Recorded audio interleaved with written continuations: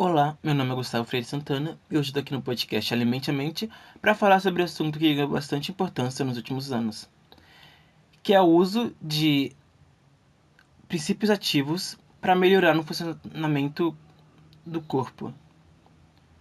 Bom, como vocês devem saber, esses alimentos são bastante importantes, pois são capazes de ajudar diversos âmbitos do nosso sistema, como por exemplo melhorar a atividade metabólica, a diversidade da microbiota, as funções cognitivas, inclusive reduzir a perda óssea, entre diversas outras funções.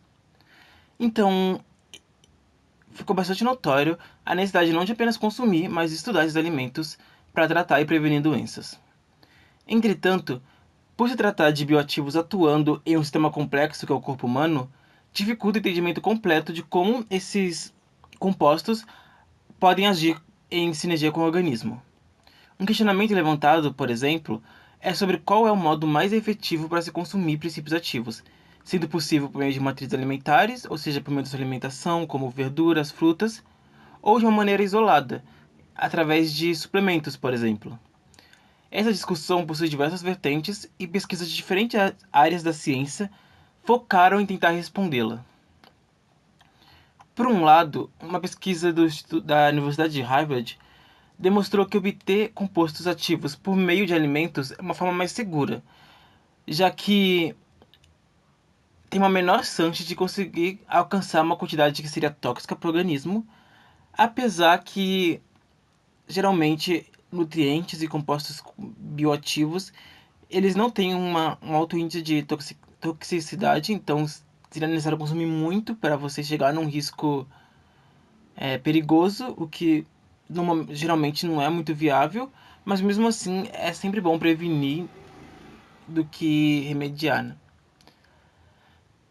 E também outros pontos positivos para se consumir através de uma matriz alimentar é o fato de que ela é muito mais acessível, tanto por questões financeiras, já que você ter acesso a verduras, a frutas é muito mais fácil e também muito mais barato, mas também tem um outro ponto que é a regulação, já que suplementos alimentares geralmente precisam passar por uma ampla gama de leis que garantam a segurança desse produto. Então isso acaba encarecendo muito também o produto, já que além de você ter que passar por todo o processo de isolar um composto, você ainda tem que garantir que não vai ter nenhum perigo para quem usa esse produto.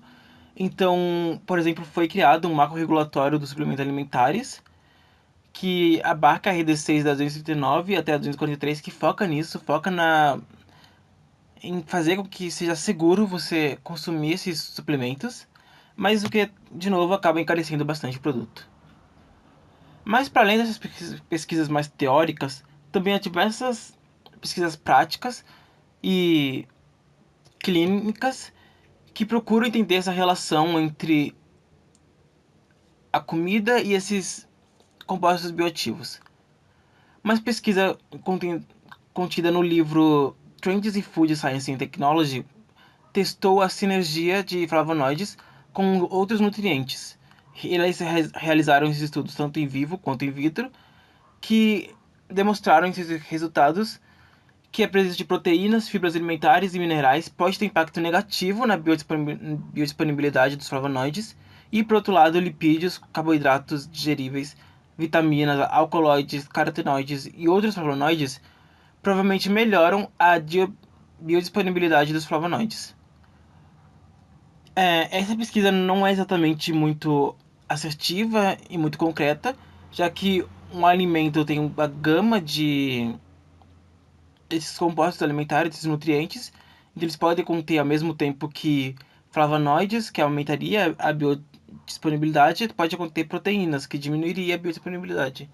Então, não é uma pesquisa que consegue dar fim ao questionamento inicial sobre qual é o melhor método, mas que ajuda sim a esclarecer.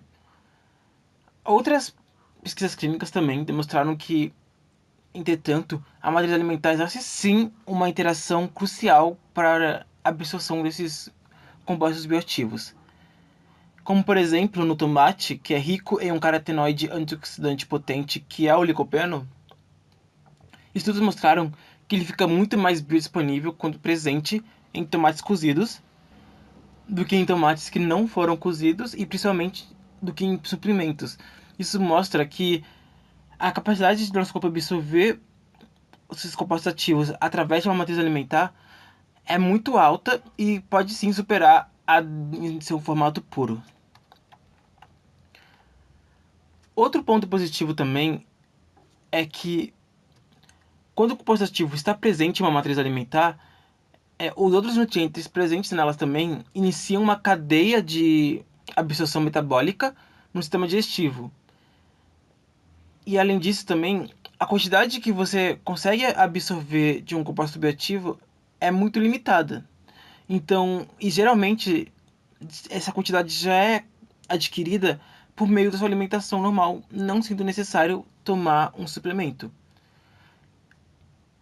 Então, se você toma um suplemento para uma composto bioativo que você já consegue adquirir na sua alimentação, que já está adquirindo na sua alimentação, esse excesso não vai trazer um ponto positivo para o seu corpo. Provavelmente você vai ser descartado e pode, em casos muito elevados, chegar a um nível de toxicidade mencionado anteriormente que é perigoso para o corpo humano.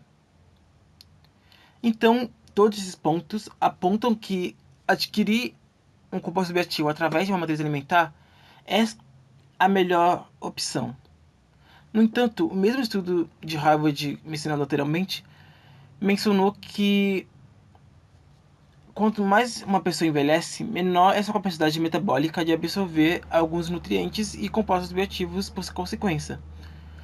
Então, nesses casos, os suplementos podem sim ter um papel a cumprir, aumentando a absorção desses compostos bioativos que ajudam a combater doenças, mostrando que sim, em alguns casos, esses suplementos são uma opção mais adequada para se tomar.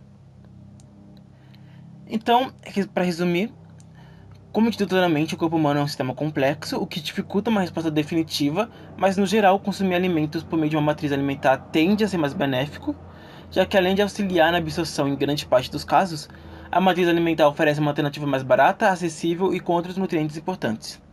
No entanto, os princípios ativos isolados podem ter um importante papel em alguns cenários, sendo crucial a consulta com especialistas especializados na área, como nutricionistas, dermatologistas e médicos no geral. Um ponto importante também para se salientar é que essa é uma pesquisa que ainda demanda de bastante incentivo, de bastante pessoas ainda, pesquisadores, focarem nessa área para tentar entender melhor, principalmente como relaciona os nutrientes e esses compostos bioativos no corpo humano e como eles atuam exatamente, mostrando que no futuro pesquisas nessa área é fundamental e crucial para um melhor entendimento. No entanto, no presente também, já sabemos de muitas coisas perigosas que podem acontecer ao você ultrapassar o limite tóxico que o corpo consegue absorver. Então, no presente mesmo, podemos tomar algumas decisões, como, por exemplo, conscientizar as pessoas de que esses compostos bioativos, eles normalmente não precisam de uma suplementação, principalmente com pessoas adultas e jovens, já que eles conseguem absorver isso na alimentação, que geralmente é melhor. Então é muito importante deixar alguns pontos claros acerca desse tema, para que as pessoas não acabem tomando o suplemento em que não vai fazer efeito no corpo delas, ou seja, investindo em um produto que não vai trazer um retorno positivo para ela e que pode ser facilmente substituído no meio da alimentação, tornando a pessoa inclusive mais saudável, trazendo inclusive melhores resultados. Mas é isso. Muito obrigado pela atenção e por ter escutado até aqui. Lembre-se sempre de procurar um especialista antes de tomar qualquer decisão importante, como por exemplo ir atrás de suplementos. É muito importante que você veja um nutricionista antes disso para ter certeza se é necessário ou não. E nos vemos na próxima. Muito obrigado.